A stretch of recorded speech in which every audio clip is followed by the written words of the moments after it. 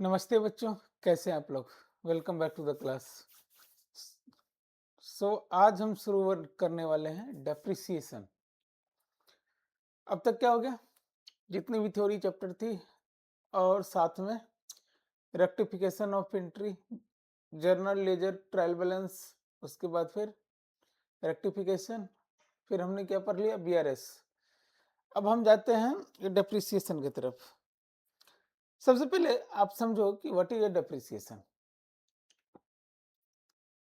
मैंने क्या बोला ना, सपोज कीजिए आज आपने एक साइकिल खरीदा या मोटरसाइकिल खरीदा या मोबाइल फोन खरीदा और आज के आज ही आपने खरीदा, लेके घर आए और आज के आज ही अगर आप इसको बेचने जाओ तो क्या वो उतने प्राइस में बिकेगी? से मानते 1 लाख की आपने एक स्कूटी खरीदी, क्या 1 लाख में बिकेगा? नहीं। हो सकता है वो 95,000 में बिके, 96,000 में। बोलेगा सेकेंड हैंड हो गया सर। बोला अच्छा ठीक है,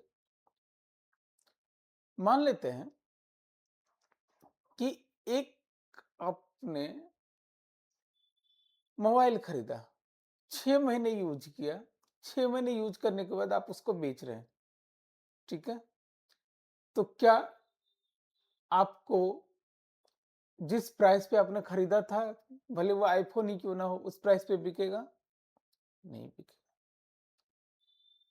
तो एक सोच निकल के आई कि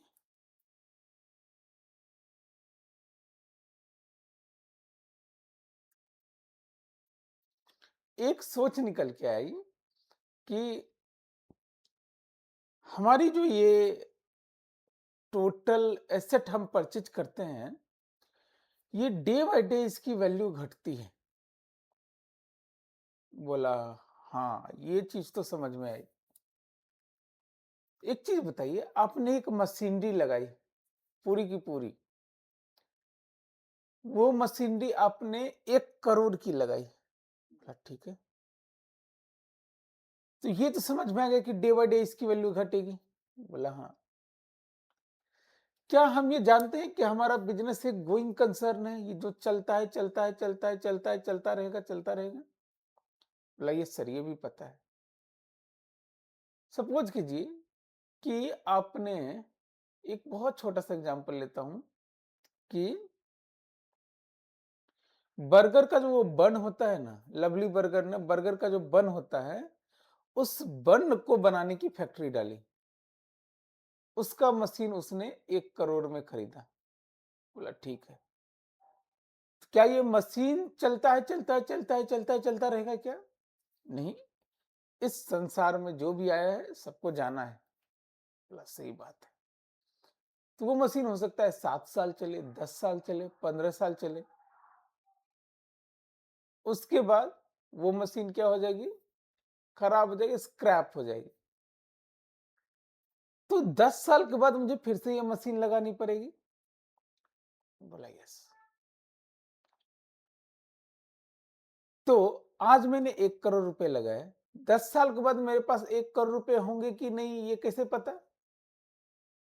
बोला ये भी सही बात है सर, अचानक से 1 करोड़ रुपए के, और उस टाइम तो और भाव बढ़ गया होगा। बोला ये सही बात है। तो एक काम करते हैं, आज के आज ही ना धीरे धीरे थोड़ा थोड़ा सा फंड बचा के रखते हैं, ताकि हम उस 10वें साल में हम, मेरे पास फिर से 1 करोड़ रुपए हो। अगर मान लेते उस टाइम में 1 करोड़ 25 लाख हुआ, तो 25 लाख हम कहीं से अरेंज करके हम परचेज कर लेंगे। बोला ये तो कुछ कुछ ऐसा लग रहा है सर कि मुझे बाइक लेना है, हम थोड़े थोड़े पैसे जमा करके रखते हैं। हाँ, ऐसे ही समझ लीजिए कि आपको आईफोन लेना है तो आप थोड़े थोड़े पैसे हर एक महीने पॉकेट मनी से बचा के रखते हैं। तो बोला ठीक, समझ में आ गया।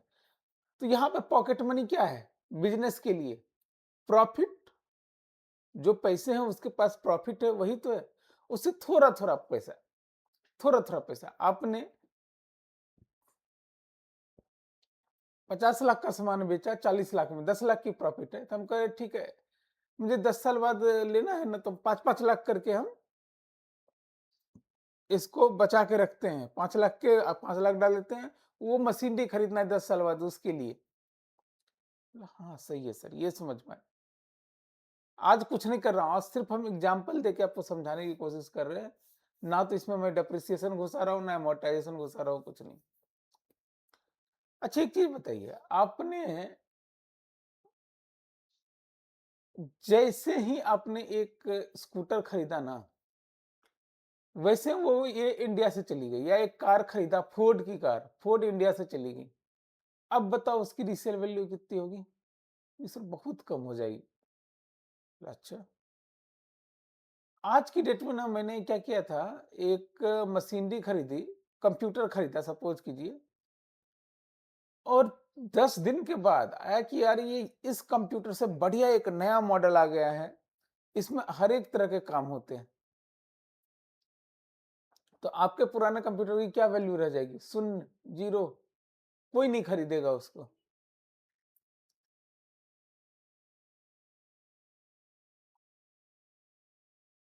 ठीक है?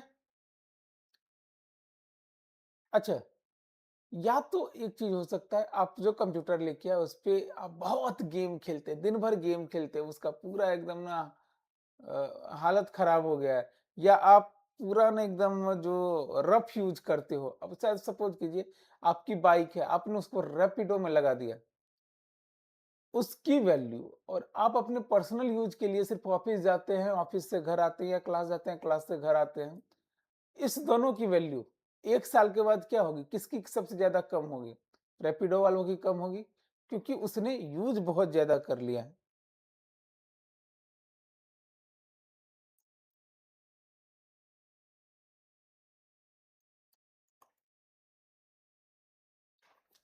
और देखिए,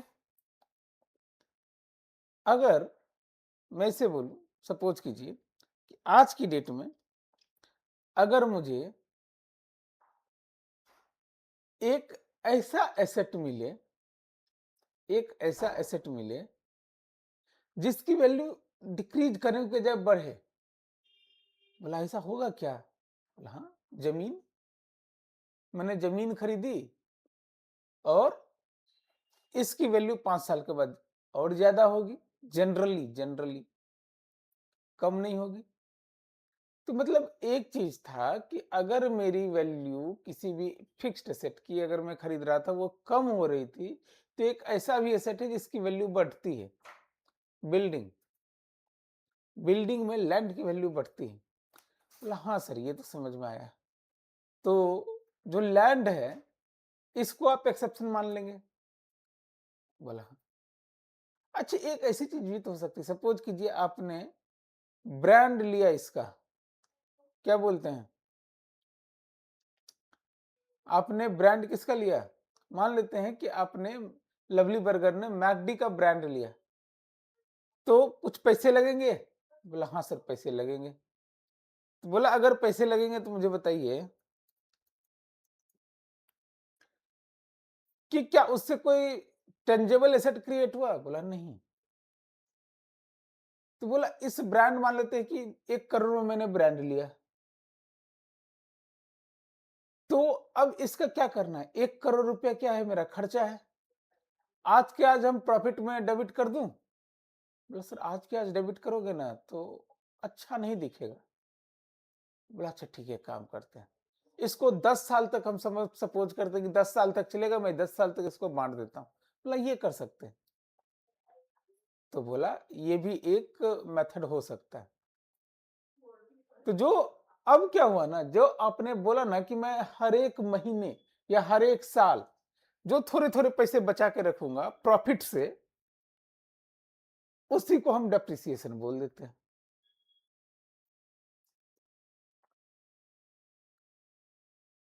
और जहाँ पे डेप्रिसिएशन आप बोलते हैं डेप्रिसिएशन खर्च नहीं होता है। ये एक अलग गुल्लक में आप पैसे रख ले रहे हैं। ये क्या कर रहे हो? अलग गुल्लक में रख रहे हो। यहां तक समझ में आई? बस यही आपके लिए क्लास है, इतना सा ही क्लास है आज का। इसको सोचिएगा अच्छे से। मैंने क्या बोला कि आप थोड़े-थोड़े पैसे एक अलग गुल्लक में रख रहे हैं ताकि आप एक सर्टेन पीरियड के बाद आप क्या कर सकें? वही एसेट रिप्लेनिश कर सकें, मतलब वही एसेट आप फिर से खरीद सकें। तो सर तो एक काम करते हैं ना कि सर ऐसा क्यों है?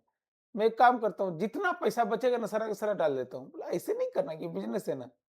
मान लेते हैं आपको 10,000 रुपए की पॉकेट मनी मिलती है और आप बोले कि सर ये पूरा का पूरा आज के आज 10,000 रुपया मैं सेविंग कर देता हूँ, कुछ नहीं खाऊँगा, पीऊँगा, एकदम बिल्कुल भूखे रह जाऊँगा वो 1 सप्ताह। अगले महीने जो है मैं फिर देखूँगा 5,000 का खा लूँगा, फिर 5,000 रुपए बचा लूँगा। बोला ऐसे नहीं, सिस्टमैटिक तरीके से करो ना। अगर आप पहले साल 5,000 कर रहे हो, दूसरे साल भी 5, दूसरे तीसरे साल भी 5, चौथे साल भी 5, ऐसे करके 10 साल में आप पैसे बनाओ। या फिर ऐसे बोलो कि जितनी प्रॉफिट है, जितना आपका पैसा बच गया उसका 90% हम इसमें जमा कर देंगे। बोला हाँ, ये भी कर सकते हैं। या ऐसे बोला कि ये जो है ना, मुझे अभी नया-नया मैं यहाँ आया हूँ, नया-नया मान लेते हैं आप किसी एक शहर में शिफ्ट हुए। बोले नया-नया ना तो मुझे यहाँ मूवी थिएटर पता है, ना मुझे यहाँ पे कुछ और चीज़ें पता है। ठीक है, ना मुझे रेस्टोरेंट पता है, तो मुझे खर्चा कम होता है, तो न पहले साल में मैं ज़्यादा कर लेता हूँ क्योंकि खर्चा कम होगा, दूसरे साल में थोड़ा-सा एक्वेंटिस हो जाऊँगा, फिर थोड़ा-सा कम, फिर थोड़ा-सा कम, ऐसे कर के कर लूँगा। बोला कर लीजिए। जो भी करना है सिस्टमैटिक तरीके से करना है और इससे हुआ क्या? एक आपका फंड बन गया, वो फंड आप क्या कैसे यूटिलाइज़ करोगे? वो फंड यूटिलाइज़ करोगे आप वो एसेट को रिप्लेनिश करने का मतलब क्या हुआ? उसको फिर से वापस खरीदने में। बोला हाँ सर, ये बात तो मुझे समझ में आ गई। तो यही डेप्रिसिएशन है, बस इसको सोचिए। आज कुछ टेक्निकल प्रॉब्लम हो रही है, आज की क्लास यहीं रखते हैं, ठीक है? तो इसको सोचिए आप ये कैसे हुआ, कैसे हम लोग कर रहे हैं। मिलते हैं फिर कल डेप्रिसिएशन के एग्ज़ाम्पल के साथ और इसकी थ्योरी पढ़ेंगे।